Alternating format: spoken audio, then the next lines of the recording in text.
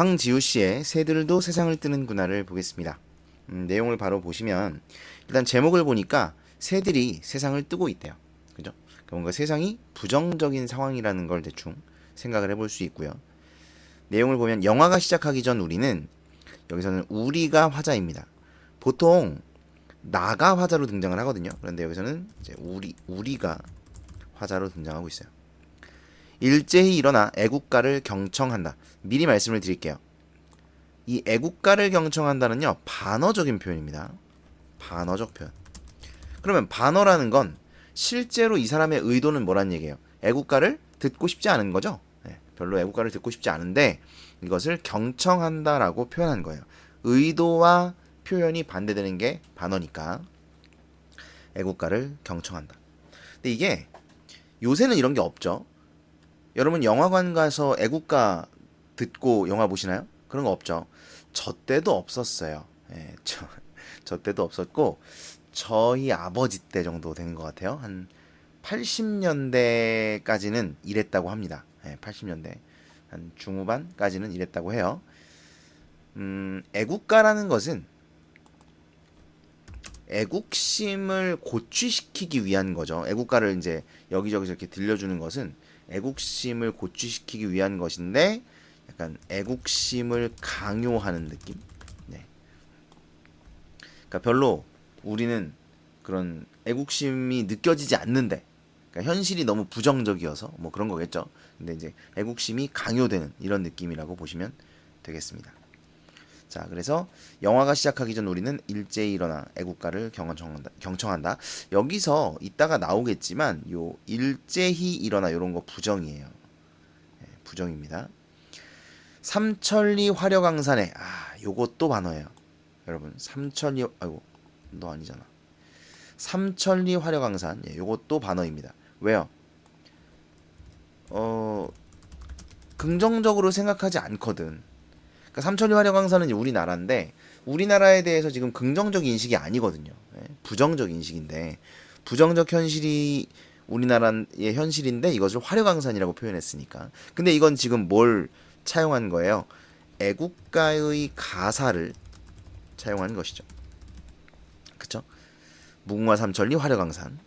자, 이걸 차용해서 반어적인 표현을 드러내고 있고요. 을숙도에서 일정한 군을 이루며 갈대숲을 이륙하는 흰 새떼들이 그랬는데 여러분 애국가가 나오는 장면들을 보신 분들은 대충 이게 어떤 느낌인지 아실 거예요. 애국가가 나오면서 보여지는 화면에 나오는 모습이죠. 그러니까 보통 이제 화면에 보면 처음에 그거 나오죠. 동해물과 백두산이 이러면서 이제 동해에서 해가 이렇게 뜨는 장면이 나오고, 그죠? 그다음에 뭐 동해물 백두산이 말고 달들어 어쩌고 하느님이 보아서 우리나라 만세 하면서 이제 뭐 자연물이라든가 새들이라든가 뭐 강에서 새들이 후루룩 이렇게 날아가는 모습이라든가 뭐 이런 거 나온단 말이에요. 그리고 한 3절쯤 되면 이렇게 막 그 뭐지? 그 공사장에서 막 이렇게 안전모 쓰신 분들이 막 이렇게 일하고 아니면 막 반도체 만드는 공장에서 일하고 이런 열심히 일하는 산업 역군들의 모습이 나온다든가 뭐 이런 것들이 이제 애국가가 나오면서 같이 나오는 장면들이죠. 그 중에 하나를 이야기하는 거예요. 그 중에 하나. 그래서 을숙도에서 일정한 군을 이루며 갈대숲을 이륙하는 흰새 떼들이 지금 화면에 나오고 있는 것이죠.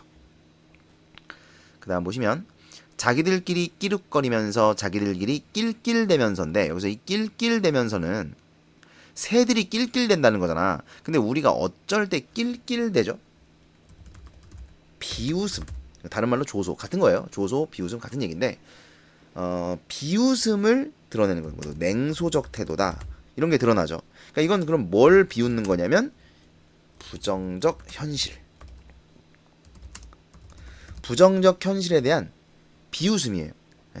그래서 새들이 마치 부정적 현실을 비웃는 것처럼 끼룩거리고 낄낄대면서 날아가고 있다라고 화자가 생각하는 거예요. 그죠? 그러면 이거 의인법으로 볼 수도 있습니다. 그죠? 의인법도 되고요. 그 다음에 1열, 2열, 3열 횡대로 자 여러분 요 1열, 2열, 3열 횡대 이런 게 나오면 다른 시 설명 들으신 분들은 아마 들어보신 적 있을 텐데 요런 게 나오면 뭐라 그랬냐면 군사문화예요. 줄을 맞춘다. 오와 열을 맞춘다 이렇게 얘기하거든요. 이렇게 줄을 맞춰서 뭔가 한다, 일제히 뭔가 한다, 뭐 획일적으로 뭘 한다, 이런 거는 보통 군사문화 풍자라고 보시면 돼요.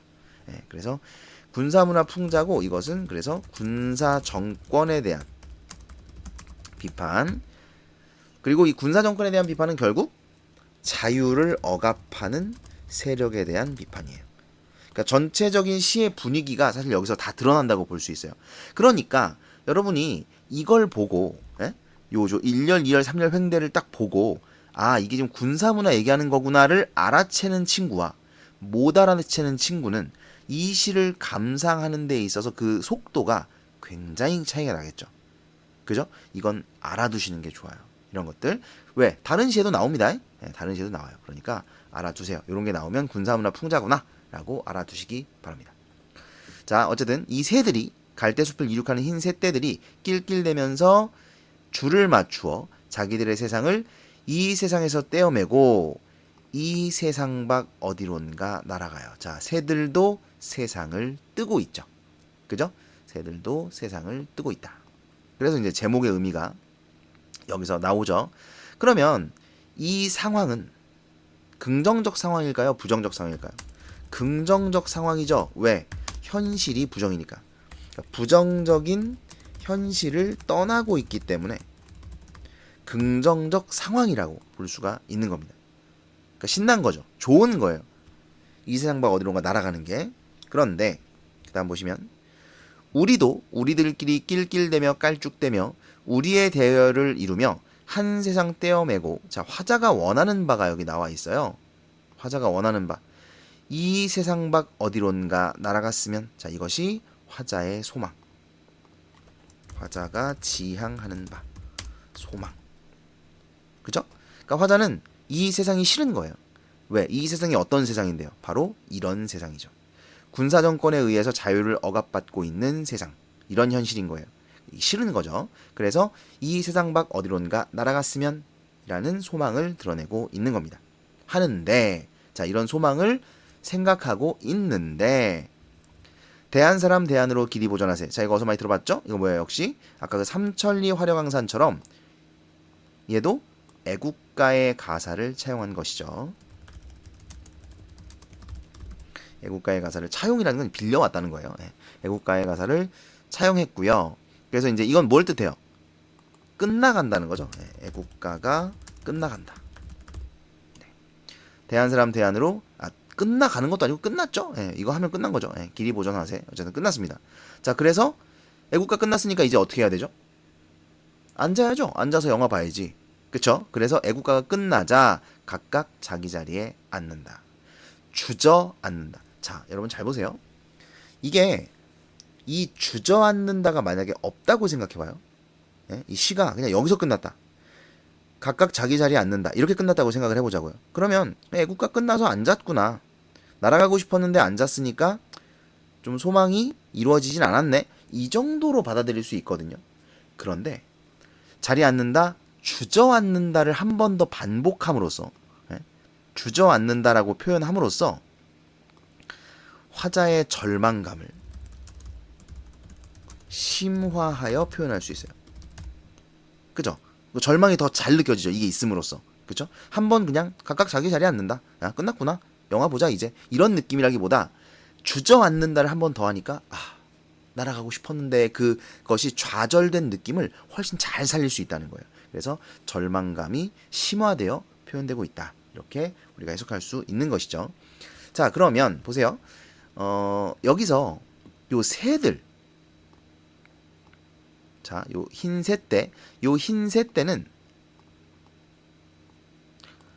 화자의 처지와 같나요? 반대인가요? 화자의 처지와 대비되는 소재라고 볼 수가 있죠. 그쵸? 왜요? 화자는 날아가고 싶은데 날아가요? 못 날아가요? 못 날아가잖아. 그런데 새들은 어쨌든 날아갔거든요. 그래서 이 새들은 화자의 처지와 대비되는 소재다. 이렇게 알아두셔야 되겠습니다. 자, 정리를 해보겠습니다. 화자 뭐하고 있죠? 일단 화자는 누구예요? 우리죠. 우리. 우리. 뭐 나라고 볼 수도 있지만 그냥 우리로 할게요. 그 다음에 상황은 영화관에 있네요, 그죠? 그래서 영화를 보기 전에 애국가를 듣고 있습니다. 들으며 화면을 보고 있어요. 자, 이런 상황이고, 그 다음에 정서미 태도는 냉소적 태도, 그러니까 현실 비판적, 그 다음에 세상을 떠나고 싶다, 부정적 현실이죠. 현실을 비판하고 있고, 그 다음에 체념, 좌절, 마지막에 이제 절망감 이런 게 느껴지죠. 이렇게 정리하시면 되겠습니다. 그 다음에 특징을 보면 일단 첫 번째는 반어법, 이게 가장 중요합니다. 반어적 표현. 이 반어적인 표현은 현실을 풍자하기 위한 것이죠. 그렇죠? 그 다음에 두 번째는 애국가의 가사를 차용했다. 그 다음에 세 번째는 화자와 대조되는 대상이 있죠. 새들이죠. 흰새 때. 그래서 화자와 대비되는 대상이 있고, 그러면 이제 정서를 심화시키죠. 좌절이 더 심화되겠죠. 나는 가고 싶은데 못 가는데 쟤는 가니까. 그 다음에 네 번째는 현실에서 상상으로 갔다가 다시 현실로 돌아옴. 현실로 돌아오면서 좌절과 체념이 드러나는 것이죠. 자, 이렇게 정리하시면 될 것 같습니다. 그래서 1980년대에 억압받았던, 자유를 억압받았던 그런 현실을 비판하고 있는 시예요. 여러분은 이제 이런 거를 많이 못 느끼시겠지만, 제가 어릴 때, 제가 80년에 태어났어요.